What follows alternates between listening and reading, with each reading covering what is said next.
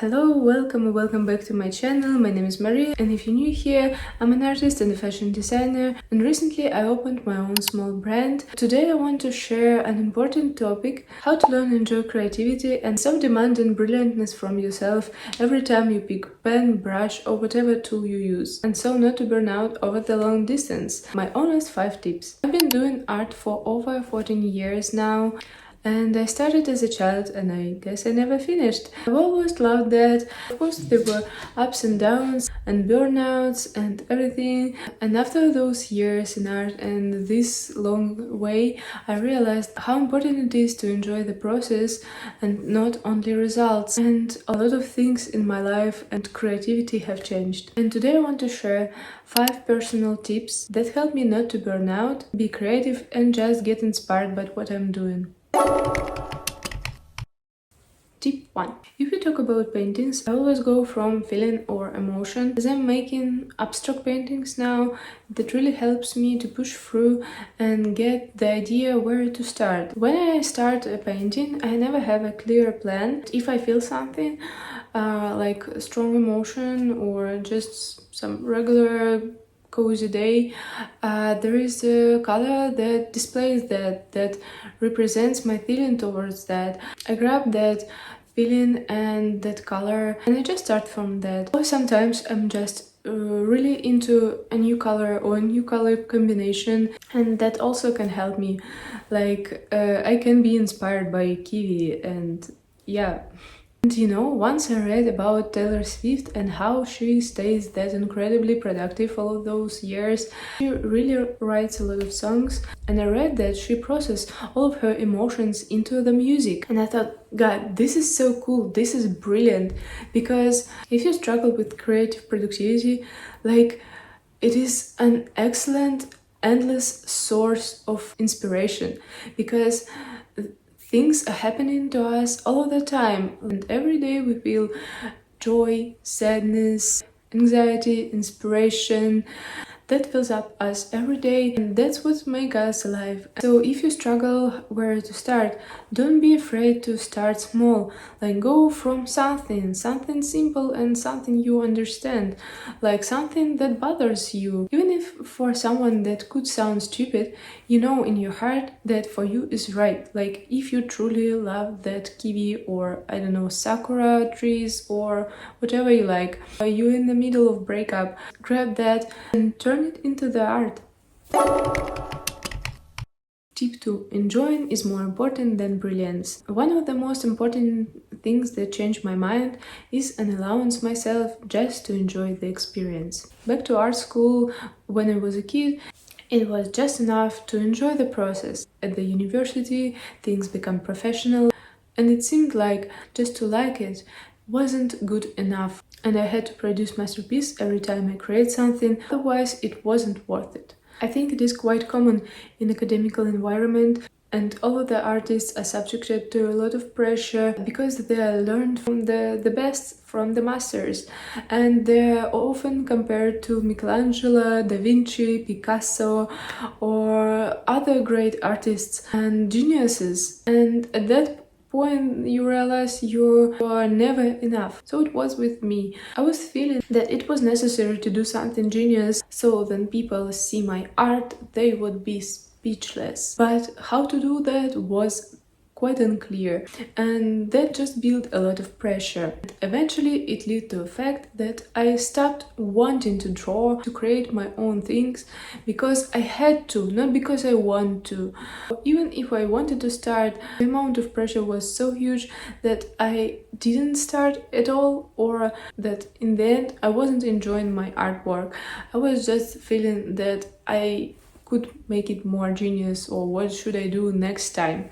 And one simple thing just helped me. I just stopped demanding anything from myself. Like, I removed all of the expectations. I was speaking about that with my therapist, and she taught me the trick.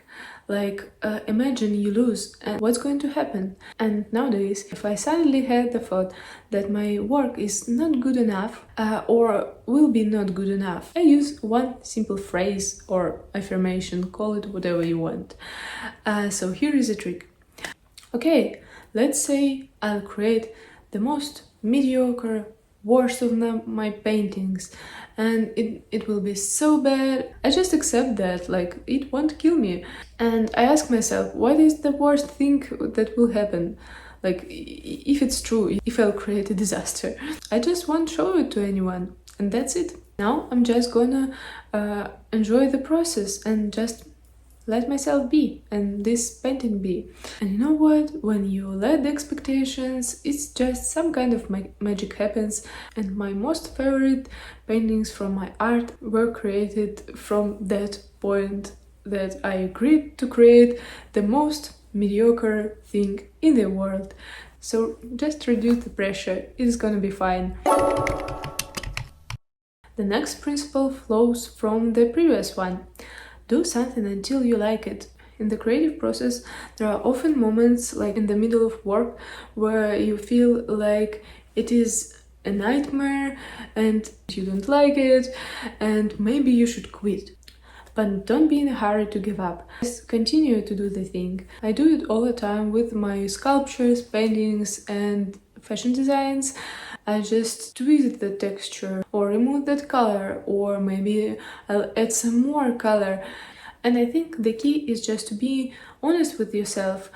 You don't like it? Okay, keep going. Don't let it go until you feel like that's it, that's what I wanted. And also don't be afraid to stop when you think it's time. Listen to your creative intuition and trust the process. Tip number 4. Look for inspiration around you. I know that sounds cliché, but here is my take how to integrate that in your daily routine. I really recommend to keep nearby some physical objects you like, for example, some books you like, because for me, after a day of long work, I no longer want 500 pictures per minute from internet. I know Pinterest is good, I like it also to find inspiration, but I really do believe that physical objects that you like can give you more deep fulfillment and food for thought. And I keep books I like close to me. For example, I have a book of Botticelli's work, and in the evening, then I'm already tired of my phone, I just leaf through it, slowly savoring it. Or for my design projects, I really like the textures, so I collect some fabrics, threads or braids, whatever I like, just to have these objects near me. And whenever I have a difficult moment in my artwork, or I don't know what to do with it, or I have some question, I'll just sit down and look for an answer in these objects.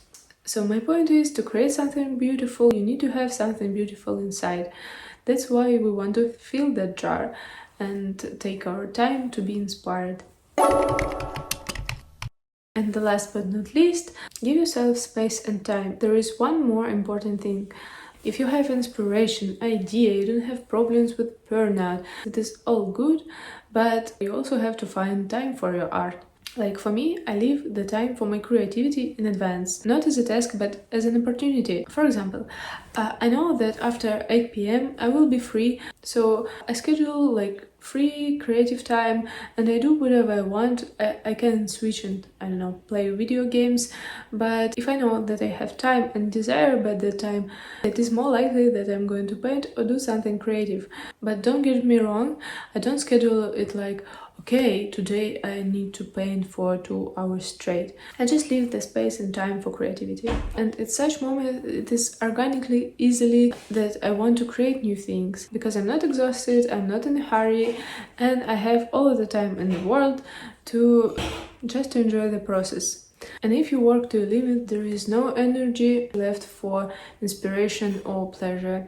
I also do that. I know it is hard to balance, but making time for creativity is just as much important as making time for work, sport, hobby, or anything else. So these are my 5 honest tips. Simple, but it works. Don't demand masterpieces from yourself. Trust the process, start simple, keep going until you like your work, be inspired by the things unique to you, and give yourself space. So thank you so much for being with me. I hope this video was helpful for you, and let me know in the comments which tip did you like the most, and maybe share some of your life hacks and advices how to stay creative and not to burn out. So I hope I see you in my next one. Bye!